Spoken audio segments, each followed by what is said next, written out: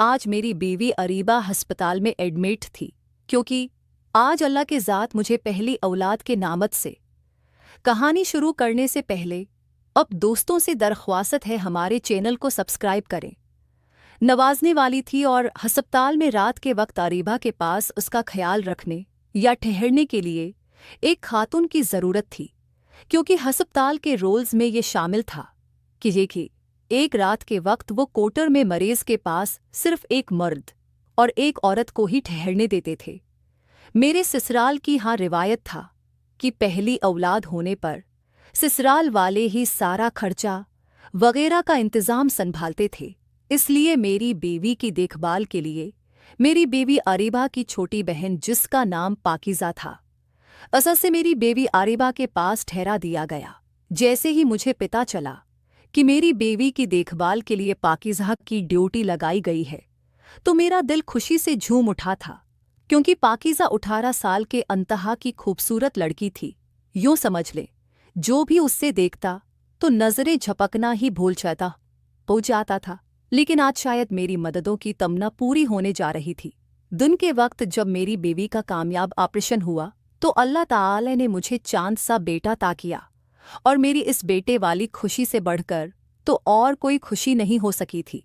लिहाजा आज कुदरत पूरी तरह से मुझ पर मेहरबान थी। फिर अपनी बड़ी बेटी का हाल चाल मालूम करने की गर्ज से और मुबारकबाद देने के लिए कुछ घंटों के लिए साथ ससुर भी अस्पताल में आए। सारा दिन वो अपनी बेटी के पास यानी मेरी बीवी के पास रहे, लेकिन वो भी शाम के वक्त ये कहकर घर वापस चले गए कि एक तो यहाँ अस्पताल में ठहरने की इजाज़त नहीं है, और दूसरा पीछे घर वीरान पड़ा है, कहीं कोई चोरो चुकार ना आ जाए। लिहाजा फिर मेरी बेबी को भी दर्द की शद्दत से महफूज रखने के लिए और सुकून भरी नींद देने के लिए डॉक्टर ने नींद वाले ड्राप लगा दिए, जिसके लगने से वो उस हद तक गहरी नींद सो जाती थी कि जब तक उन्हें कोई खुद न जगाता तो वो नहीं उठ सकी थी। आज हैरानकिन तौर पर पाकीज़ा भी बड़ी खुश अखलाकी से मेरे साथ पेश आ रही थी, यानी मुझे प्यार का जवाब प्यार से ही दे रही थी। वरना पहले तो मैं जब भी ससुराल जाता तो वो मुझसे सलाम दुआ करने के अलावा ज़्यादा बातचीत नहीं किया करती थी, और आज वो भी मुझे बार बार चोर नज़रों से देख रही थी, जैसे वो भी उसी पल का इंतज़ार कर रही थी जिसका मुझे था। फिर जब मेरी बेबी हल्की फल्की गुज़ा खाने के बाद गहरी नींद में गई तो मैं फ़ौरन अस्पताल से बाहर निकला और पाकीज़ा के लिए एक ब्रेड चॉकलेट खरीद कर लिया, क्योंकि मुझे मालूम था कि उससे चॉकलेट बहुत पसंद है। अब तकरीबन 12 बजे से भी ऊपर टाइम हो चुका था। जब मैं चॉकलेट लेकर वापस हुआ, अस्पताल के क्वार्टर में पहुंचा तो पाकीज़ा इस वक्त मेरे बच्चे को गोद में उठाई लाड प्यार कर रही थी। फिर जैसे ही मैंने चपके से उसके हाथ में चॉकलेट पकड़ाई तो उसकी खुशी की अंतहा न रही।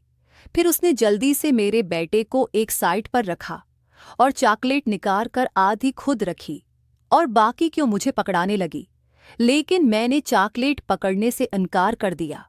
जब उसने विजय पोशी तो मैंने कहा कि आज मैं तुम्हारी हाथों से ही खाऊंगा।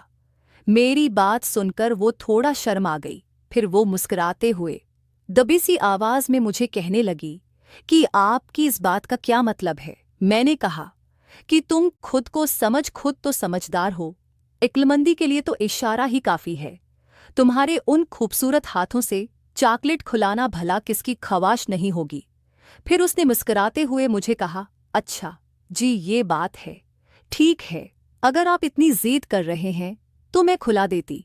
फिर उसने जब अपनी हाथों को बढ़ाते हुए चॉकलेट को मेरे मुंह के करीब किया तो मेरे चॉकलेट खाते हुए हल्की सी जब मुस्कुराते हुए मेरी तरफ देखा तो मैं समझ गया कि अब देर निशाने पर रही है।